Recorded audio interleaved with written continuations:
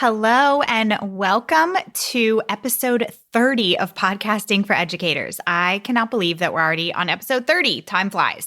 So a couple weeks ago, I did an episode. It was episode 28, and it was all about 3 ways to monetize your podcast. And in this episode, I talked about 3 ways to monetize your podcast. And those 3 ways were creating a paid community, getting sponsors, and then my favorite option of being your own sponsor.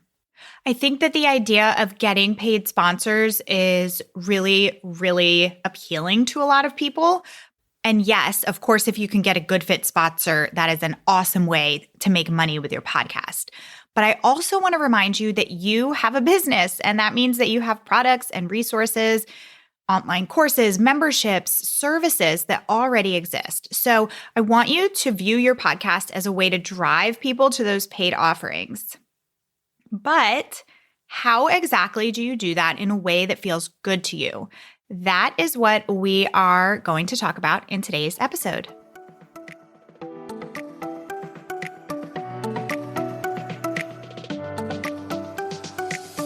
Welcome to Podcasting for Educators, the podcast that helps TPT authors and other online educators launch and grow their show.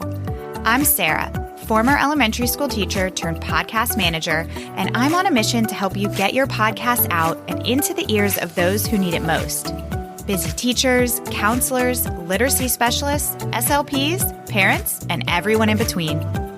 Each week, we'll cover quick tips, strategies, and podcast industry updates so that you can be on top of your podcasting game and gain some new customers along the way. Are you ready? Let's get to it.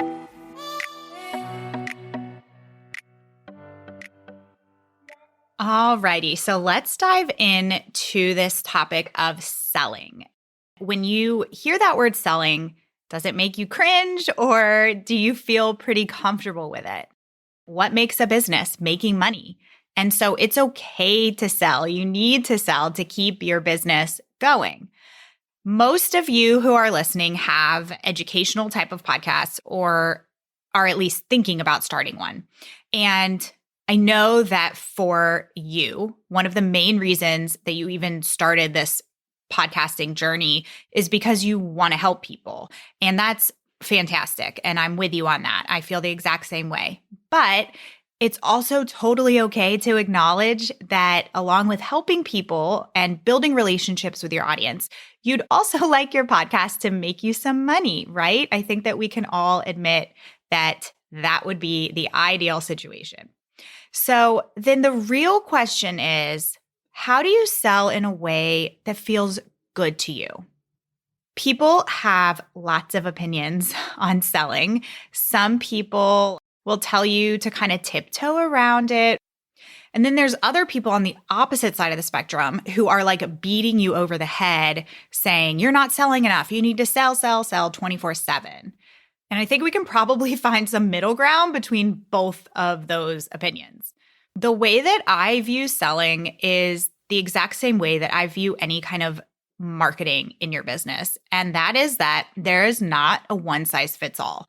We all have very, very different personalities. Some of us are introverted, some of us are extroverted, and some of us, like myself, are somewhere in the middle of those two things. So because of this, I will never, and you may have heard me say this in earlier episodes, but I will never tell you that you need to sell a certain way on your podcast or that there's one way to sell things that's the most effective. Instead, I really want to just talk through this with you and give you some different options so that you can choose the right one for you.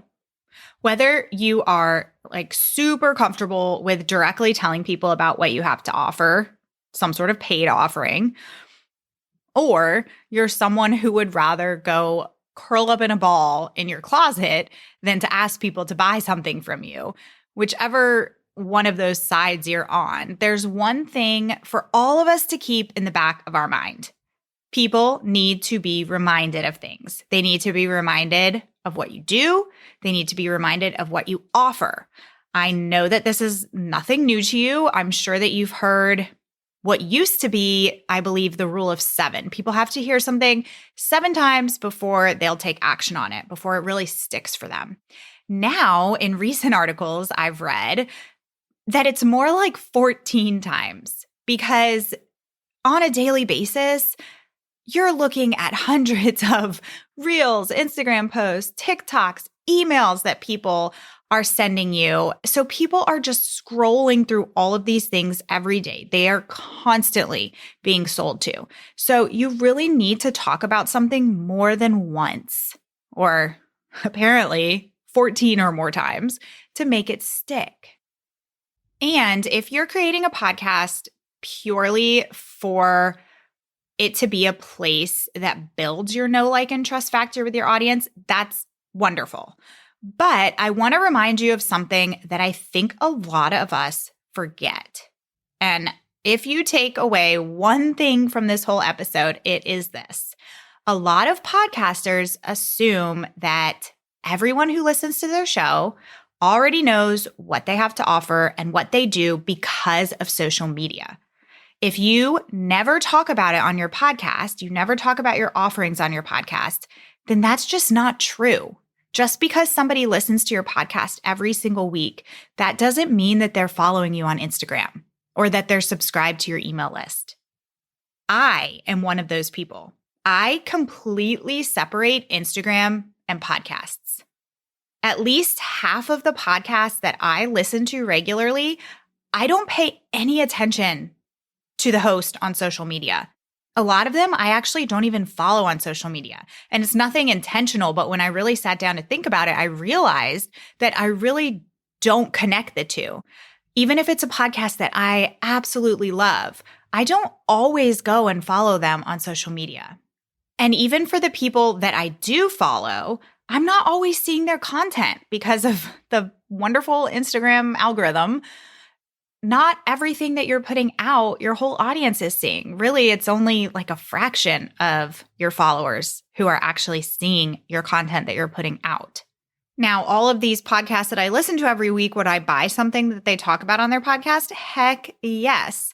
One of my biggest, if not the biggest investment that I've ever made in my business was for a group coaching program that I had heard about on a podcast that I had just discovered that day.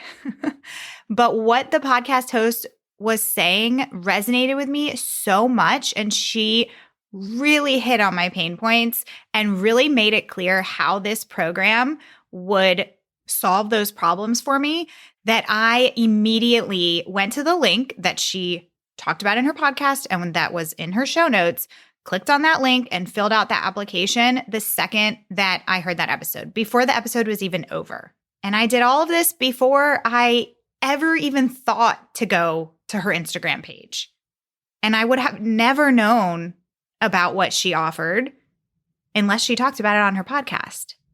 So it's clear that you need to be repetitive and you need to often be just super straightforward when you have a specific thing that you are selling. So let's look at some ways that you can sell in a way that feels good to you on your podcast. Number one is to take the direct route. Be direct and be consistent. Think about the one thing that is the most important to you right now that you want to drive people to. Put the greatest focus on that thing for an extended period of time. That means more than just 1 or 2 episodes. I think that that's the trap that people fall into a lot. They just mention something on a couple episodes and then they wonder why it's not converting. So if you have one thing that you can promote or sell, whatever word you want to use, over time, it should be something that can always relate to your audience, always relate to your content. And what I mean by that, an example of that would be right now, I have a mini course that I've recently created all about podcast guesting, all about how to land podcast interviews, leverage those interviews, etc. And so that is the one offer that I am focusing on right now. I'm interrupting this episode to let you know of a resource I have created just for you. One of the most common questions podcasters ask is, how can I grow my podcast audience? My top answer is to guest on other podcasts. Think about it. When you're intentional about which podcast you guest on, you're getting in front of ideal customers who are also podcast listeners. So how do you land interviews that will give you big results? I've put together a 3-episode private podcast series all about how to approach the podcast guesting strategy. You can access it by heading to podcastingforeducators.com/private podcast. I'll see you there. Now back to today's episode.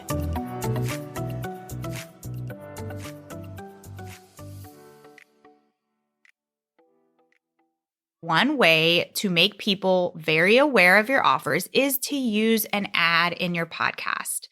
Stats show that podcast ads do not bother people, and a good amount, like a really good amount of people, actually take action on them. And if you're somebody who's thinking, I do not want to put an ad in my podcast, I don't want to drive people away, I don't want to annoy people, there is a beautiful fast forward by 15, 30-second button on everybody's podcast player that they can push if they don't want to listen to your ad. Just like when you watch TV. If people don't want to watch something, they'll just fast forward through it. It's not the end of the world. It's not going to make people never want to listen to your podcast again. Unless you're somebody who has like 6 ads in one episode, then yeah, like that's a little bit much. I don't recommend doing that. But if you have one ad, it's going to help you more than it's going to hurt you. So here are actually some stats, and I will link the article that I pulled these from, but this is from 2022, so it is up to date. It says that 81% of podcast listeners say that they pay attention to podcast ads.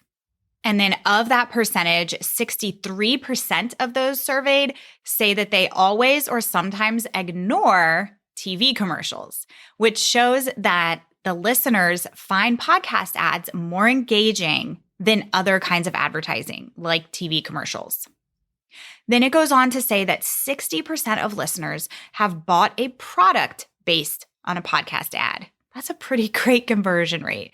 And I've seen, like with any kind of stats, they tend to vary. I've seen all kinds of stats, but the recent ones that I've seen that people have done surveys on for podcast ads, it has been a high number like this, 60%, 70% of people who listen to podcast ads actually take some sort of action on them.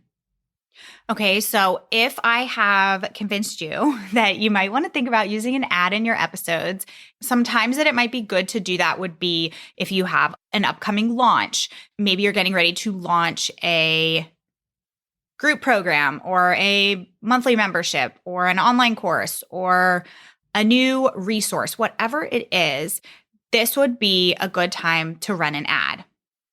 And it doesn't have to be complicated. I recommend it being around 30 seconds, nothing crazy long, about 30 seconds. You can put some music underneath it. It could be the same music as your intro and outro, or it could be different music. But when you go to create that ad, you just want to make sure that you're hitting on a pain point and sharing the solution, sharing how whatever it is that you're selling is going to give people the solution that they need. And then you can just plop it into your episodes. I would put it in at about the halfway point or a little bit before the halfway point of an episode to make sure that you're getting the majority of people, because sometimes people start to fall off towards the end of the episode. So you don't want to rely on an ad at the end of your episode. If it is a resource that is evergreen, at least for the time being, like a monthly membership that is always open for people, it's just people can join at any time. It's not like you have an open door, closed door situation. So that would be something that I would encourage you to go ahead and put into your formal intro and your outro of your podcast if you wanted to, so that you're making sure that people are hearing it multiple times in each of your episodes. And like I said earlier in this episode, I really am passionate about helping you find ways to do things on your podcast that work with you and the way you run your business and your personality. So if you are still dead set against promoting paid things on your podcast and you really only want to focus on free things, freebies, free downloads, That's totally cool. And all of this advice that I'm giving, ads, putting things in your intro and outro, you can do those for your freebies too. You can totally have an ad for a freebie. And it's just letting people know where they can go download it and how it's going to help them.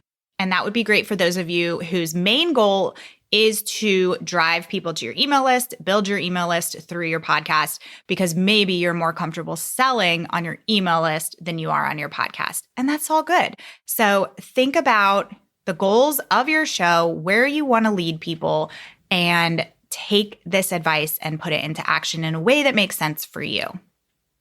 Okay, so whether it's something that's paid or free, putting something in an ad, putting it in your intro and outro, those are both direct ways of promoting something on your podcast. The other way, of course, is to just flat out say it in your episodes, in your actual content. Talk about it, let people know what you offer, what they can expect from it. If you do this, I recommend putting it definitely at the beginning of the episode, and then you can also do it again at the end. But that goes back to that idea of making sure that you're not missing those people who might fall off and not make it to the very end of the episode. So those are some ways that you can directly sell on your show. The second way is to just kind of sprinkle it in throughout your content. So this is good if you want to really focus on driving people directly to your TPT store. This can be done in any episode at any time, but whatever it is that you're promoting, like if it's a resource, it should connect directly to the topic of hand in that episode. So a way that you can go about this is to think backwards. Use your data. If you are a TPT seller, think about what your most popular resources are. Those are going to be great things to focus on, to pull ideas out of, to make podcast episodes for. And then it's going to be a very natural progression to then promote that resource. So an example of this is you are an ELL teacher, and one of your most popular TPT resources is a toolkit on how to build strong relationships with the families of your ELLs. It's one of your best-selling resources, and so it's likely that this topic of building relationships with families is a big pain point for your audience. They need some support with it. So you're going to then create a podcast episode that's titled How to Build Strong Relationships with ELL Families. Or better yet, you're going to do a month-long series on this topic, where in each episode, you'll cover one big pain point and solution. So then that's a natural opportunity to promote that toolkit in 4 or 5 back-to-back episodes. You can mention that resource at least 2 times per episode, going back to that idea of being consistent and repetitive. And I thought it might be helpful to even give you some ideas on how you can actually phrase things when you go to talk about that resource. So remember that you're approaching this by giving all sorts of value in your actual podcast episode, but then selling your resource as the thing that will help your listeners actually implement the strategies that you're giving them and give them the results that they want in a really efficient and simple way.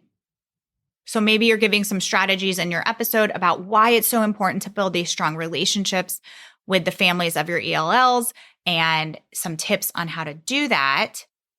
Maybe you're talking about how a multicultural night can help to build and strengthen those relationships.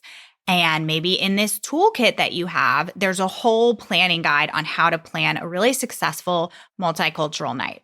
So you could explain in your episode the benefits of having this event.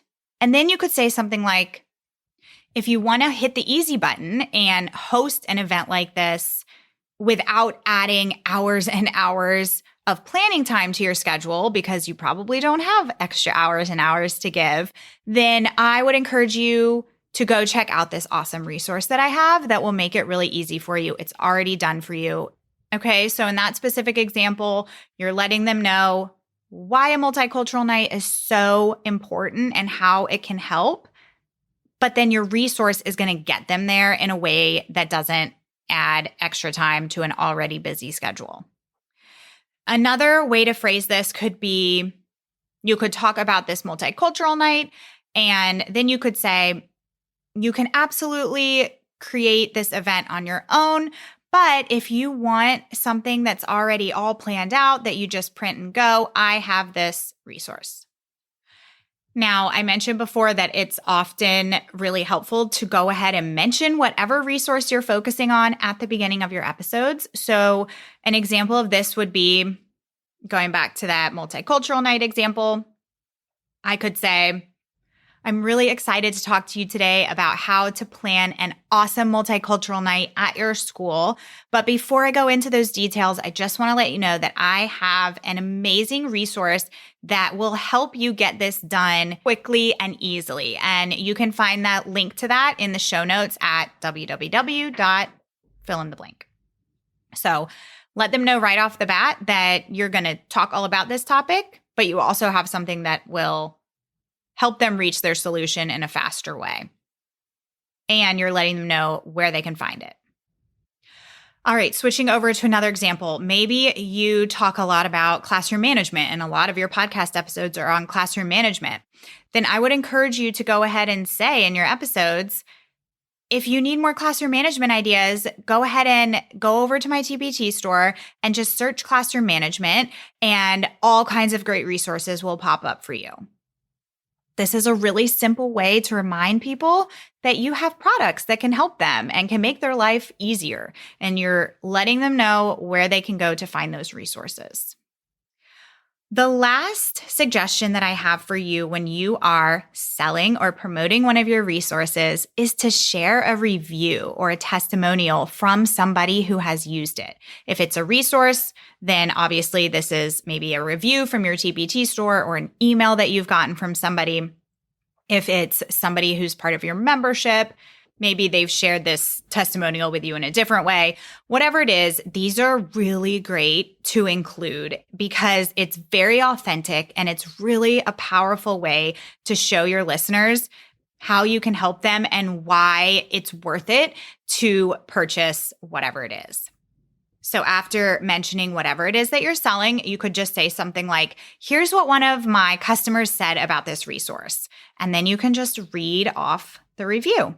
And that shows people a real life example of how this product, how this resource was able to help this person reach whatever kind of transformation or solve whatever kind of problem they were facing. Okay, so I hope that this gave you some good ideas. I hope that it gets your wheels turning about how you can promote things, sell things on your show in a way that feels good to you. Remember that you need to be repetitive. You need to remember that not everyone who listens knows exactly what you offer. And you need to try out some different things and see what feels good to you, see what's effective, see what works. I know that you work really hard to run your business, whatever it is that you're creating, whether it's TPT resources or a membership or some sort of other kind of community. You work really hard to make that happen. And so I just really want to encourage you to make sure that you're talking about it and let people know about it because it could be exactly what someone is looking for on the day that they listen to that episode. Lastly, I know that summer is going to be approaching very quickly, and summer seems to be a popular time for teacherpreneurs to launch courses and things like that. So I am going to do an episode very soon on how to leverage your podcast specifically for a launch. So how to plan for this, how to use your podcast as a way to promote whatever it is that you're launching. Before you go, if you listen to this podcast regularly and it has helped you in any way, I would so appreciate it if you head to Apple Podcasts and write me a review. It helps validate this podcast for other people who might be thinking about listening, and it just lets me know what you're enjoying. So thank you if you do that. If you don't have Apple Podcasts, then you can always just send me a message on Instagram and just let me know what you like about the podcast, what you'd love to hear in a future episode, all of that good stuff. Have a fantastic week. If you have any questions or takeaways from this episode, send me a message on Instagram at Podcasting for Educators. I'd love to hear from you. All links and resources mentioned can be found in the show notes at podcastingforeducators.com. Thanks so much for tuning in today. Bye for now.